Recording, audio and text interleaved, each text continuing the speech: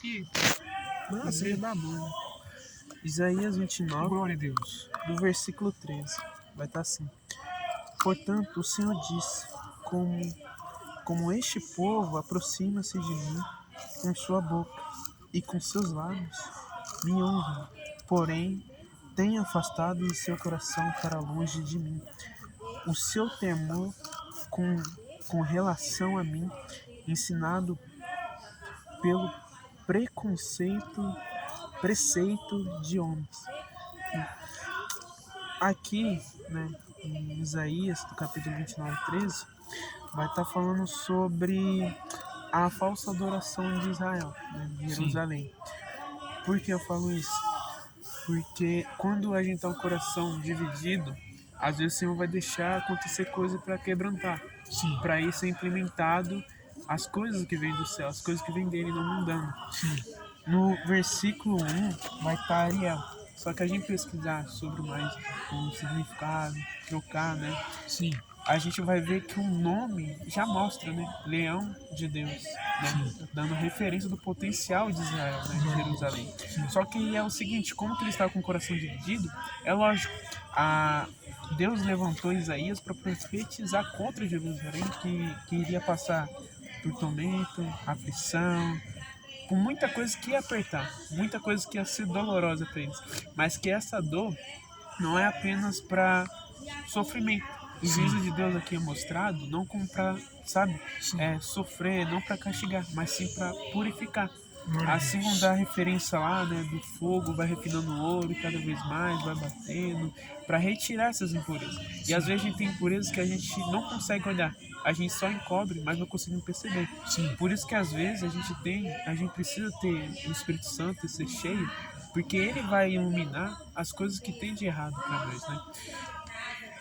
Não só aqui no Velho Testamento vai mostrar, mas no Velho aqui, mas no Novo Testamento vai também falar, né? Lá em, se eu não me engano, era Mateus do capítulo 15, do versículo 8, que vai estar falando assim, com seus lábios, né, me honram, mas seus corações estão afastados de mim. Ou seja, ele está criticando os fariseus, sabe?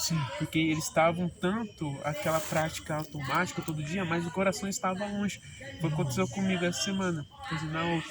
O coração estava longe completamente de Deus, eu estava fazendo tudo no automático, mas eu não estava sentindo, eu não estava desfrutando. Porque o que gera a quantidade do tempo que você tem com Deus o dia todo é simplesmente a qualidade que você está ali. Não só no devocional, mas também na oração, porque tantas vezes que a gente já orou, já passou 3, 4 horas e a gente nem imaginou isso, é porque o coração estava alinhado. Quando o nosso coração não está alinhado, Deus vai mostrar algumas coisas, Deus vai, às vezes, dar até sinal, mas a gente simplesmente não consegue perceber, porque a gente é humano.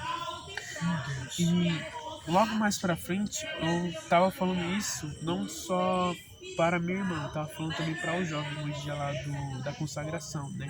Da irmã Sheila deu oportunidade para cada um. Porque eu tava falando mais para os jovens, porque o jovem, ele já tem mais essa concepção, esses os desejos mais fervorosos do mundo, assim, tocando no coração deles todos os dias. E aí o que acontece? O que acontece é que o coração começa a se dividir, mesmo que não pareça, e muita gente usa isso daí como para pedir desculpa, falando, eu caí por causa disso, meu coração dividido, realmente. Só que a gente tem que olhar o que Paulo falou, para a gente não usar a graça para cair em pecado liberadamente, sabe? Então, quando a gente tá com o coração dividido, a gente tem que usar a verdade, porque ela vai confrontar, ela vai mostrar o que tem na gente. E a gente sabe que a gente carrega o pecado, né? A gente carrega esse desejo pecaminoso, né?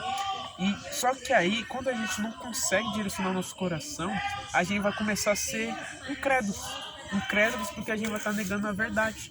Porque tem muita gente que está na igreja, ouve a verdade, isso, aquilo, só que aí eles deixam de lado, entende? Lá em Tiago do capítulo 4, vai estar falando sobre os incrédulos. Os incrédulos deixam a vontade de Deus e começam a seguir os seus próprios desejos. E aí o que acontece? Eles começam a focar tanto no desejo deles que chega ao ponto de matar. Ou seja, eles vão fazer os desejos deles até cumprir. Quem estiver na frente, ele vai derrubando. E ali aconteceu muita coisa na igreja, né? Onde o Tiago, né, direcionou. Tipo, não era para a igreja em si, mas era para as 12 tribos que estavam separadas, sabe? Sim. Em cada região ali. E ele estava mostrando que ali não eram os santos brigando entre si, eram os santos, né?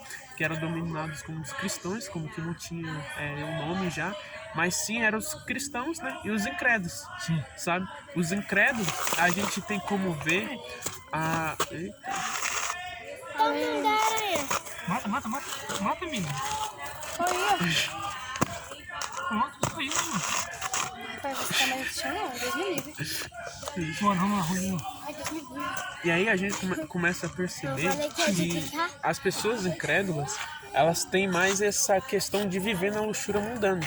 Aí que a gente vê é que a fé não é genuína. Porque quem tem a fé genuína, normalmente não vai focar nos problemas do mundo. Não vai, sabe, tentar saborear isso, sabe? Sim. E aí quando, uma coisa que eu já percebi, quando a gente é cheio do Espírito Santo, quando a gente tem a graça dele, todas as coisas perdem o valor do mundo. A gente perde esse desejo de querer pecar. Sim. Entende? Até tem uma fala do Billy Graham que pergunta pra ele se tivesse uma mulher dentro do quarto, ele trairia a sua mulher? Aí ele falou assim, que sim. Só que ele também deu uma continuação da resposta dele, falando, é por isso que eu não entro no quarto. Ou seja, a gente não deve entrar nas tentações, a gente não deve entrar nos desejos do mundo, sabe? E é isso que eu vejo nos jovens hoje em dia. Porque os jovens, né, eu considero as pessoas geladas não aqueles que não dão glória, sabe? Porque muitas vezes as pessoas que não dão glória, elas podem estar ali caladas, mas elas têm um sentimento mais profundo com Deus, ou seja, uma relação mais profunda, que quando a gente vai tentar olhar na perspectiva dele, a gente não vai conseguir compreender, porque o coração dele está nas coisas voltadas a Deus, sabe? E as pessoas geladas são aquelas que ainda não praticam da obra, que começam a olhar para si mesmo e falar, não tenho capacidade, só que a gente começa a perceber que a capacidade não vem em nós, sabe? E aí eles começam a colocar tanto em si um pensamento que não são capazes, né? Que normalmente não vai começar a obra, sabe? Muita gente coloca esse desculpa, eu tenho coisa para fazer, isso, aquilo em casa, isso, aquilo em casa, mas tem muita gente que faz a obra e deixa algumas coisas para fazer dentro de casa, só para fazer a vontade de Deus. Sim. E aí o que acontece? Quando a pessoa está passando em provações, isso, aquilo, e vai doendo, vai machucando, vai abrindo, aquele momento é para as coisas de Deus entrar no coração, aquela vontade, aquele fogo que tinha inicialmente, voltarem à ativa. Só que o que acontece? Eles vão tendo um apego emocional nas coisas do mundo, apego no pecado, assim como mostra lá em Tiago, e por aí vai. E Paulo já vem falando sobre isso, né? E uma das coisas que eu gosto de voltar bem é em João. Eu não me recordo quando a passagem, mas ele fala que para que o Pai cresça, eu devo me diminuir. Ou seja, as obras que nós fazemos não é só para falar, eu tenho fé, né? Por isso que eu faço as obras. Aliás, que não é as obras que vai levar a gente para o céu, né? Mas também tem essa questão da nossa fé. As obras que nós fazemos é para glorificar o Pai. Assim como a gente está aqui sendo semelhantes a Cristo. E às vezes a gente não deve só se comportar como Ele, mas agir, pensar, sabe? A gente tem que ser semelhante a Ele. Entende? Quem às vezes não é semelhante a Ele, vou ficar até quieto aqui, né? A gente começa a perceber que a pessoa não é muito firmada, entende? E muitas das vezes o Espírito Santo trabalha em tempos diferentes em cada pessoa. Só que o que acontece, se a pessoa não se ajudar e ela se fechar, o Espírito Santo não vai começar a trabalhar. Vai gerar um conflito ali entre as duas naturezas. E ainda mais, né? Quando a pessoa começa a abrir o coração, né? E começar a ver as coisas do mundo com a sabedoria de Deus, ela começa a ver que nada daquilo da vida dela não vale nada, porque vai passar. Só que Jesus Cristo, ele fala em João que ele é a vida eterna, certo? Ele não é só a vida eterna, mas ele também é a luz.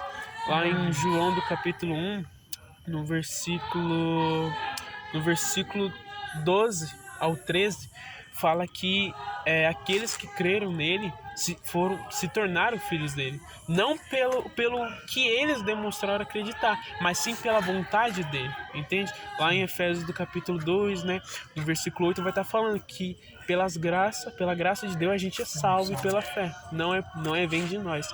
Ou seja, todas as coisas que a gente faz para glorificar o Pai, todas as coisas que a gente faz que o Espírito Santo guia, simplesmente não é nós, é Ele. Ou seja, todas as coisas que nós fazemos tem que ser centralizada a Ele. A nossa vida tem que ser centralizada a Ele.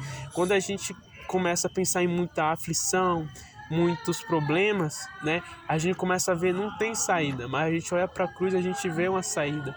Porque cada açoite que Ele tomou, cada açoite abriu uma ferida e, sabe, a gente fica imaginando quanto de sangue deve ter derramado. Quando a gente olha para a cruz dele deve estar cheio de sangue.